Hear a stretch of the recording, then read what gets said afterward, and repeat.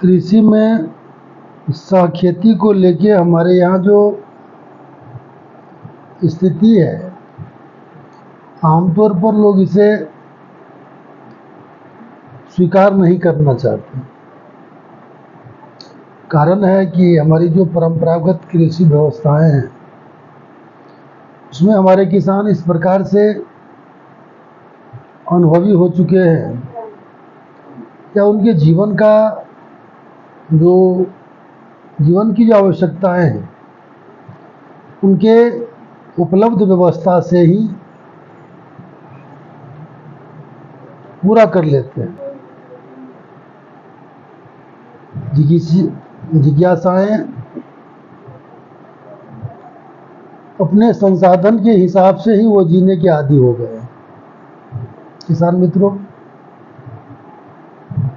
जन्म लेना किसी के बस में नहीं है।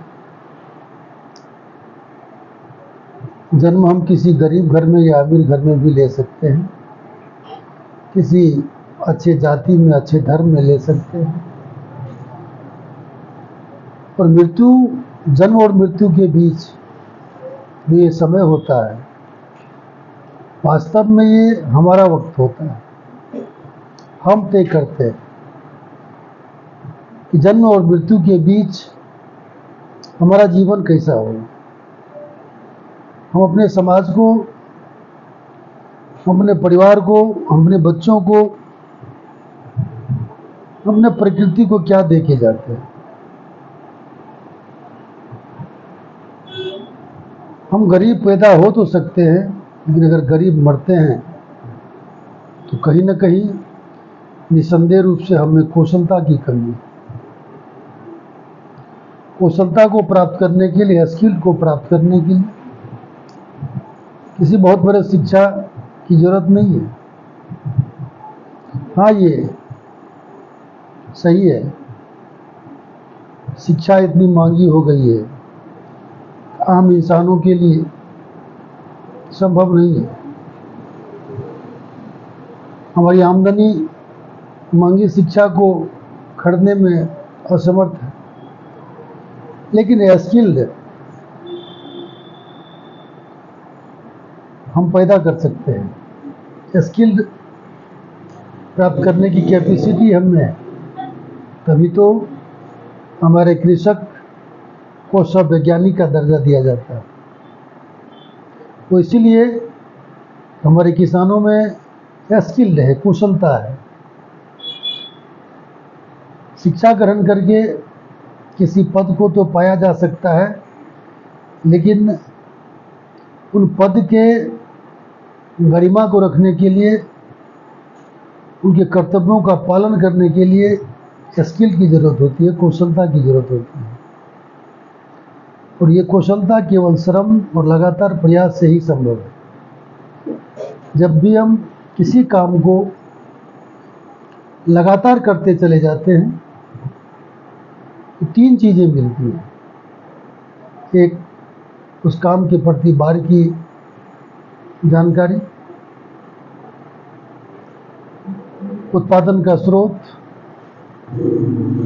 और आउटपुट की व्यवस्थाएं। मतलब अगर हम कृषि करें, हमारे बहुत सारे किसान मशरूम के क्षेत्र में आते भी हैं और चले जाते हैं। उनका एक कारण है। विगत एक दशक से मैं मशरूम के क्षेत्र में काम कर रहा हूं, तो मैंने अपना लक्ष्य तय किया है कि मशरूम ही हमारा उद्देश्य होगा, मशरूम के प्रति ही हमारा सारा क्रियाकर्म होगा। और खास करके नेचुरल खेती पर हम अपने आप को एकाग्र करने का प्रयास करते रहेंगे। अगर हम मशरूम की खेती आधुनिक व्यवस्था के अंतर्गत करने लगे, हमारे लाखों किसान जो नेचुरल खेती करते हैं, प्राकृतिक खेती करते हैं, उन्हें हमारे स्किल से कोई फायदा नहीं होगा। मशरूम की जब बात होती है तो हमारे किसान ये कहते हैं या सोचते हैं इससे हमारी आमदनी कितनी होगी, कितना फायदा हो। किसान मित्रों,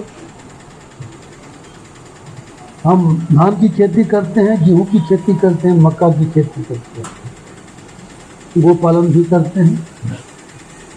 कभी हमने सोचा है कि हमारे पास अगर 1 या 2 गायें हैं तो हमारे गायों से कितनी फायदा होती है। गाय जब हम रखते हैं, हाँ ये सही है, जब डेयरी के फॉर्म में हम आते हैं तो हमें लाभ और हानि का जो गुण करने की आवश्यकता है। अगर हमारे अपने लिए दूध की आवश्यकता होती है, 1-2 गाय का पालन करते हैं, तो निश्चित रूप से हम उनका गुना भाव नहीं करते। दूध की आवश्यकता हमारे सेहतों के लिए है, हमारे घर की ज़रूरत है, इसीलिए तो गो पालन करते हैं। किसान मित्रों, हमारे स्वास्थ्य को लेकर के जो रासायनिक भोजन कहते हैं, बार बार सभी वीडियो में लगभग हम इस चीज़ पर बल देते रहे हैं। रासायनिक भोजन हमारे स्वास्थ्य के लिए हानिकारक है। रसायन से होने वाले रोगों से हम ग्रसित हैं। रासायनिक भोजन हमारे शरीर से इंसुलिन को गायब कर रहा है, और जो जनसंख्या वृद्धि है, जो परिस्थितियां बन रही हैं, कृषि को रसायन से मुक्त करना आसान नहीं है। तो इनका विकल्प करके ही अपने जीवन को, अपने स्वास्थ्य को हम ठीक कर सकते हैं, उसमें राहत पा सकते हैं। किसान मित्रों, मशरूम की खेती इसी रूप में हम स्वीकार करें, हेल्थ बेस के लिए, सेहत बेस के लिए, स्वास्थ्य के लिए। मेरा इतने दिनों से मानना है मशरूम की दैनिक उपयोग हम कर सकते हैं। अब आटा के रूप में मशरूम का प्रयोग करें। जब गेहूं का रोटी हम बनाते हैं, गेहूं पिसाते हैं, उस समय हम ड्राई मशरूम का उसमें मिलावट करें गेहूं के साथ। प्रति 10 kg में 100 ग्राम ड्राई मशरूम का को मिला करके हम आटा बना लें,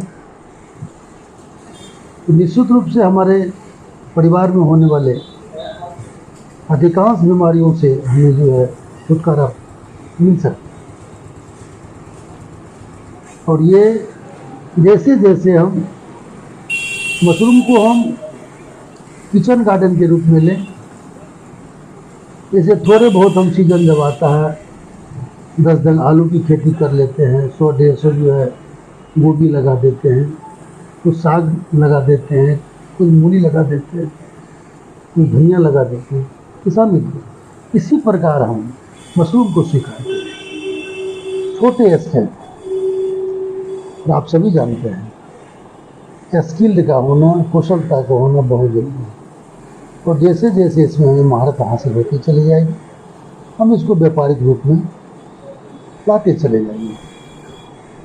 मशरूम को व्यापारीकरण करने के लिए आवश्यक है हमारे सोच को व्यापारिक बनाना है, हमारी चीज़ों को समझना होगा।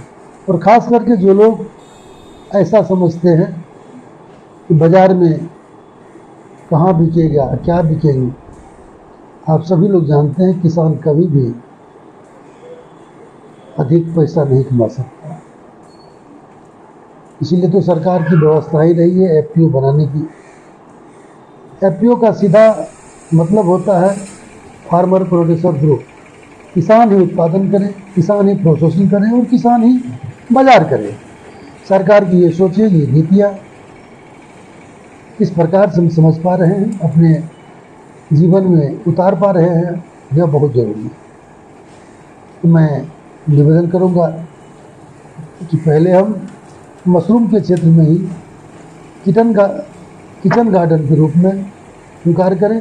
हर घर में मशरूम को लगाएं, जैविक मशरूम को लगाएं, और धीरे धीरे जब इनके गुण के बारे में आप जान जाएंगे, इनके लाभ और हानि के बारे में जान जाएंगे, तो निश्चित रूप से आपकी अभिरुचि बढ़ती चली जाएगी और आप आगे निकलते चले जाएंगे।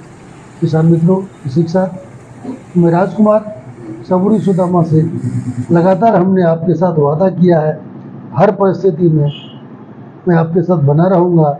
एक नए नए विषय को लेकर के, एक नए नए विचार को लेकर के। आज का विषय यही था हमारा। इसी के साथ मैं आपसे पुनः एक बार निवेदन करूँगा, आग्रह करूँगा, हमारे इस चैनल को सब्सक्राइब करें। सबूरी सुदामा जो आपका चैनल है, इसको आप स्वीकार करें, लाइक करें, अधिक से अधिक लोगों तक इस विचार को आगे बढ़ाने का प्रयास करें और अपना सुझाव निश्चित रूप से दें। जय कृषि, जय मशरूम, जय बिहार, जय सबूरी सुदामा। बहुत बहुत धन्यवाद।